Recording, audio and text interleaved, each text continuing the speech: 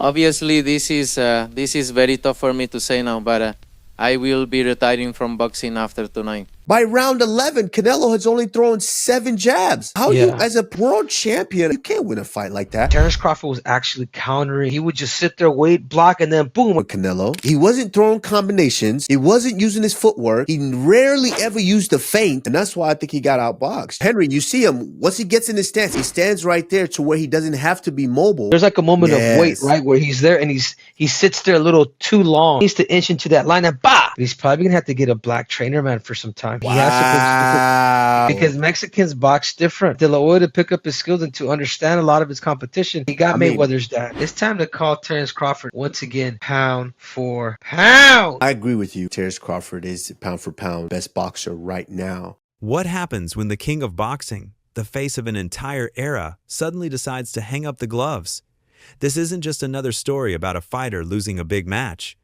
This is about Canelo Alvarez, one of the greatest of his generation, finally saying enough after suffering a crushing loss to Terrence "Bud" Crawford. The shockwaves from this announcement are shaking the boxing world to its core. Let's break down exactly what went down, why Canelo made this decision, and what it means for boxing moving forward. Do you think he should retire? Yeah, I mean, Canelo is more so into training, probably fighters and helping people. You know, it's like he already did what he needed to do. There's nothing really more he can do in the sport. It's really up to him, though, like if he wants to continue or not. But I think that he wants to probably go into the business side and start helping. Canelo Alvarez walked into that ring against Crawford as a legend. Multiple division world champion, pound-for-pound king for years, the man who carried Mexican boxing on his back. But when the final bell rang, it wasn't Canelo's hand raised. Crawford did what so many thought was impossible. He outboxed, outclassed, and flat-out humbled Canelo in front of the entire world. To be honest, when I set my sights on doing something and I know what I'm capable of, it's not like a surprise to me. It's a surprise to y'all because y'all didn't believe me, you know? But for me, I knew I could do it, and I believed that I could do it. I just needed the opportunity. Terrence, when did you know that you were going to beat him? Over here on your left. When he signed the contract. He seemed to focus mostly on body punches, and you were hitting him in the head a lot. Was it your reach that gave you the advantage? It was everything. You know, he wasn't hitting the body or anything. He was hitting my elbow because I was blocking it. But, you know, I think I was the better man tonight. The loss wasn't just a defeat on paper. It was a symbol of a changing era. Canelo had always been the predator, the guy dominating the spotlight. This time, he looked slower, less sharp, and, for the first time in years, human. And now, in a shocking twist, Canelo has announced his retirement. So why now? Why retire after this fight? Canelo himself said it clearly. I've given everything to this sport. I've fought the best. And if I can't be the best anymore, then it's time to stop. This is the mentality of a proud fighter. Canelo never wanted to be remembered as the guy hanging on too long. He wanted to walk away before his name got attached to too many losses. And after Crawford, who's now widely being called the new pound-for-pound, has shown, exposed some of those cracks in Canelo's armor, it was the perfect storm. People were how strong you looked, how strong you appeared to be. How much do you think that shocked Canelo, considering the fact that you were moving up to 2 weight classes to fight as a super middleweight for the first time in your career when this was his 12th fight at that weight class? I think, you know, it shocked him tremendously, you know, given the fact that his coach said that, you know, he felt like I couldn't hurt Canelo with anything and Canelo can hurt me with everything. So I think, you know, they put that in his head. And then when he got in there, he was like, whoa, you know, they lied to me. This dude can punch. Fans have been debating for years whether Canelo was slowing down. The signs were there. Struggles against Dimitri Bivol, tougher nights than expected against guys like John Ryder and Jermell Charlo. But Canelo always found a way to win until Crawford. Do you see that fight now differently based on how Canelo performed against Skull Eddie? A little bit, yeah. Yeah? Oh, wow. it wasn't just the fact that he couldn't cut the ring off. I just feel like the timing now, the age, Canelo is amazing. I mean, not just because of his ability and what he's accomplished, but the fact that he still has the desire for those training camps and those fights. But I just feel like that desire might be fading a little bit. Not because of his love, but just because of age and life. Do you know what I mean? And don't get me wrong, like the Crawford fight will definitely get him up for it. But I was actually watching that fight thinking I wouldn't be surprised if he retired and actually didn't fight Crawford, because I don't think he'll want to lose to Crawford, a much smaller guy, just because he's at the end of the road. But the fight's so big and the money's so big, he's gonna have to take it. I bet he retires after that fight. That loss forced him to face reality. Let's not sugarcoat it. Canelo's retirement leaves a massive hole in the sport. He was the biggest draw in boxing, the guy selling out stadiums, the one consistently pulling million-plus pay-per-views. Whenever Canelo fought, the world stopped to watch. Now, that torch has to be passed, and Crawford might just be the one holding it. You know, you said something about what fighters go through, and you've seen enough guys that the game is taken from. It's a hard game to get through. Can you get a better ending than tonight? I mean, really? Not at all. Not at all. This is the top of the top. You know, Canelo is, you know, an all-time great. Like I said before, he's the last one. He was the A side of the age. There's no more Canelos, you know. So, there's no more. So, you know, when you look around, you say, I'm the Canelo, you know, I'm the face of boxing now, and I'm the best pound-for-pound fighter in the world, like I always been. You know, just got to wait and see. But here's the crazy part. With Canelo gone, the landscape shifts dramatically. Fighters like David Benavidez, who's been chasing Canelo for years, suddenly lose their golden ticket fight. The same goes for Jermall Charlo, Edgar Berlanga, and countless others who dreamed of that Canelo payday. Hear me out here, Kamaru. Terrence Crawford versus the Mexican monster, David Benavidez. I knew it was coming. He was the mandatory for Canelo. Oh, my God. Relax. What's up? The scariest guy in the division. He's not in the division. He said he could still make 168 pounds. The reason why he went up because nobody wants to fight him. That's a big dude. And to be honest, Terrence Crawford's 37 years old. It's about merit. Could I get to the generational talent, as he said, with Manny Pacquiao? He's an 8-division world champ. If it ain't no big name, Terrence, do what you do, bro. Of course, no big boxing story is complete without Oscar De La Hoya jumping in. Oscar wasted no time throwing shade, saying Canelo's team protected him for years and that some of the biggest fights never happened because they didn't want him exposed. I did see him slow down. I think his feet were a little slow. I saw his left hand was a little hurt. I don't know if it was from an injury beforehand or, but I did see something in his left hand. Given the fact that it was an 18-by-18 ring, which gives Canelo the advantage, and he couldn't stop him. I mean, it goes to show you that, you know, his abilities are still his abilities, but in his mind, he wasn't confident enough to go out there and just knock him out. But when he dropped him, you just go after him, throw a barrage of punches, and the referee stops it, especially if you're in Mexico. It goes the 12 rounds, and he's going to get the criticism. He brought that upon himself. And here's where it gets interesting. Oscar even claimed that Canelo was paying people to cover up things, including whispers about performance enhancers, especially after fighters from his own camp got popped in the past. According to Oscar, this retirement isn't just about age, it's about avoiding more exposure. Now, whether you believe De La Hoya or not, one thing's clear. Canelo walking away after this loss adds fuel to every rumor and every criticism he's ever faced. And let's not forget David Benavidez. He's been calling Canelo out for years, warning everyone about what he believed was hype surrounding Alvarez.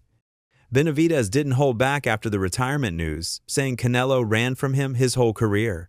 If Canelo was 100% confident in himself, I don't know why he wouldn't fight me, especially since, you know, seeing that everybody in his team is on steroids, which means including him, so he never got off steroids. You think he's on steroids? Of course. Of course, how does five? You saw De La Hoya call him out. How do five people out of your camp get tested positive for steroids? Right. You know what I mean? No, all those fucking dudes in that camp are dirty. The beef between these two is real. Canelo always denied ducking Benavidez, but now Benavidez has the ultimate ammo. With Canelo gone, Benavidez can forever claim he was the fight Canelo never wanted. What I wanted to tell you guys too, I mean, this guy, he's making the most money out of everybody. He's charging you guys so much for the pay-per-views. It's like he's spitting in your guys' face, saying that he doesn't give a what you guys want. He's not going to give you the best fights. He's going to fight the fights that he wants. In my opinion, that's a little bit disrespectful to the fans, but he has cult-like fans that, you know, they don't tell him shit and they're happy with whatever he does. But at the end of the day, if you hold all the titles, you got to fight the best in the division. I'm number one in the division, number one contender. The second one is David Morrell. He's not fighting me, nor he's not fighting David Morrell. So it makes no sense. How is he going to call himself the champion and have all these belts if he doesn't fight the number one or the number two guys? Why is he asking $200 million? Why, when they bring my name up with him, that's the most money he's going to make. When he fought Amir Khan, he outweighed him by like 25 pounds. But, you know, I think it's just he's running out of excuses and running out of things to say, but that's just how it is. I guess that's when you're the cash cow, you can do whatever you want. And that's the heartbreaking part for fans. We'll never see Canelo versus Benavidez. We'll never see Canelo try to avenge his loss to Bivol. We'll never see a fourth fight with GGG. Those what-ifs will always linger.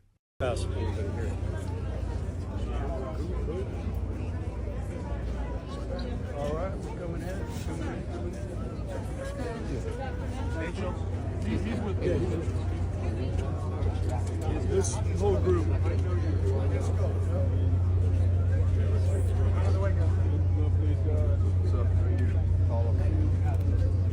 Instead, the last memory we'll have of Canelo in the ring is Crawford outclassing him. For some fans, that's bittersweet. For others, it's the perfect ending, a passing of the torch from one pound-for-pound king to the next.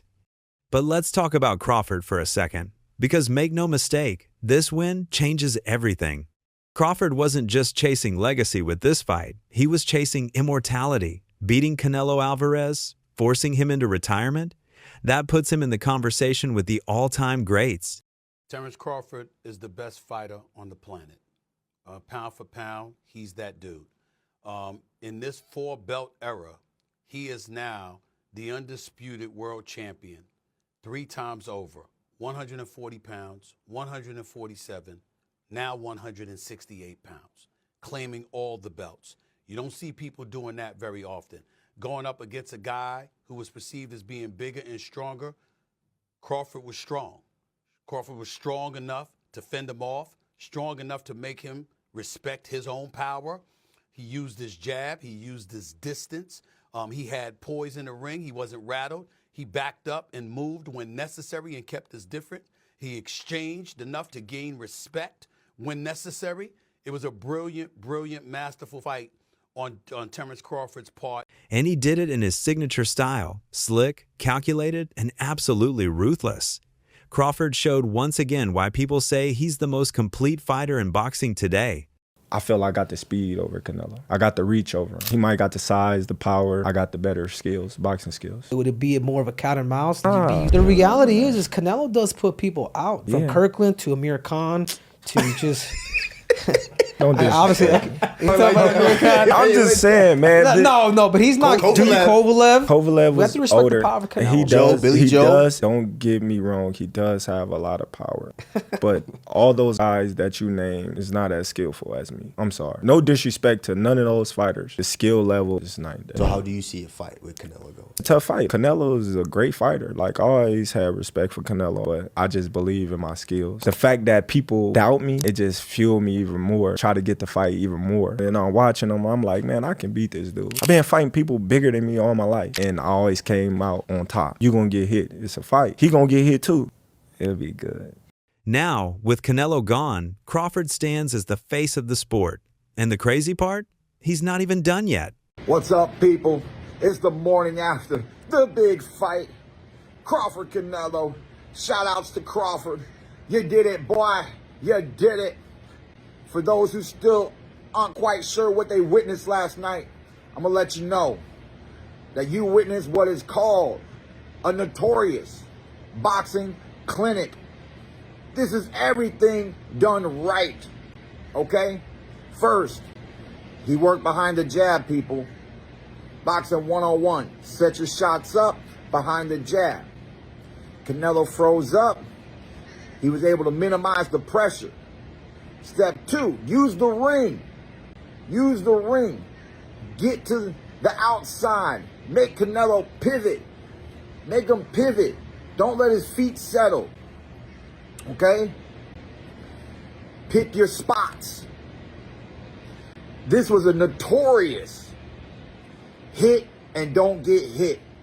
That's boxing 101, people. It's actually the definition of boxing. For those who don't know the definition of boxing, it's to hit and not get hit. It's almost like a game of tag, to simplify it for you folks. All right? And yes, Crawford was tagging him. Not just with the jab, moving, but he was able to do another key factor, which is get respect in the ring. He was able to hold his ground in pockets, work the body, go toe-to-toe, and catch him with that speed. Bah!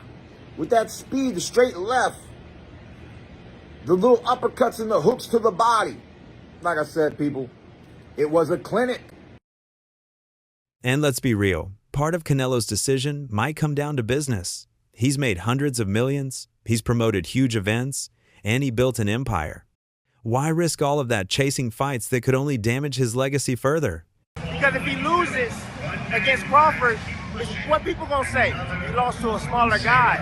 Where's gonna put him amongst all the Mexican, greats? Where's that gonna put him? Oh, he lost to a smaller guy in Crawford. You know what I'm saying? Most skillful guy on the planet. They don't look good, right? So I think this fight is harder on his career than a Benavidez loss. Way harder. Way more to lose. Way more to lose, bro.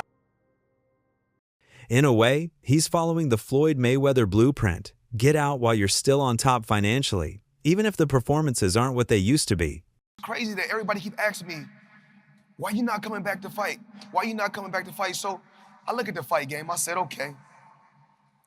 I said, fighters fighting, they make 3 million, 4 million, 6 million, 7 million.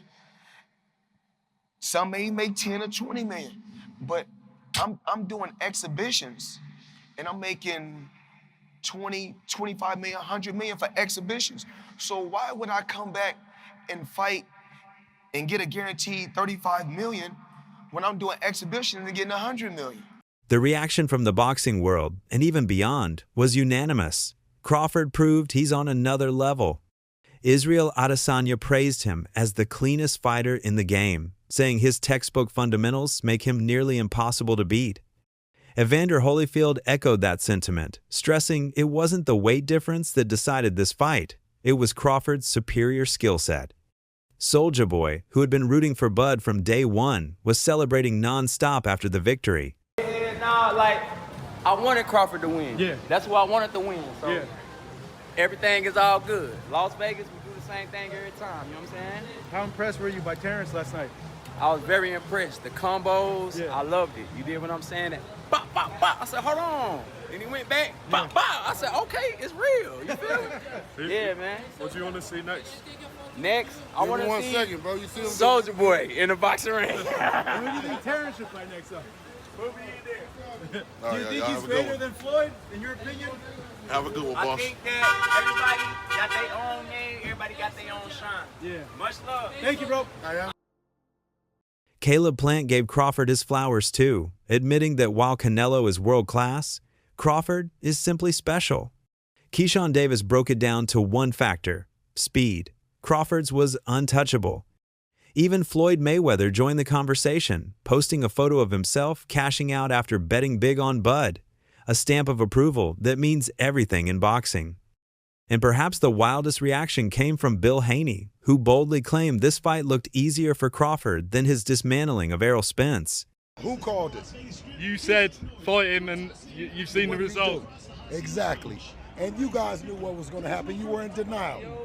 That shit looked easier than Earl Spence. Did it look, huh? It's a brilliant performance. Brilliant performance. Man. Shout out to Team Crawford. Bomac and that whole team, man. You know what I mean? Where'd you rank him all-time list after that? I mean, put his face on Mount Rushmore. You dig what I'm saying? He deserves his place, for sure, for sure. So that's all from today's video. If you enjoyed it, remember to leave a like, subscribe, and ring that bell icon so you never miss our upcoming videos. And don't forget to share your thoughts in the comments section. Stay tuned, and we will catch you in the next video.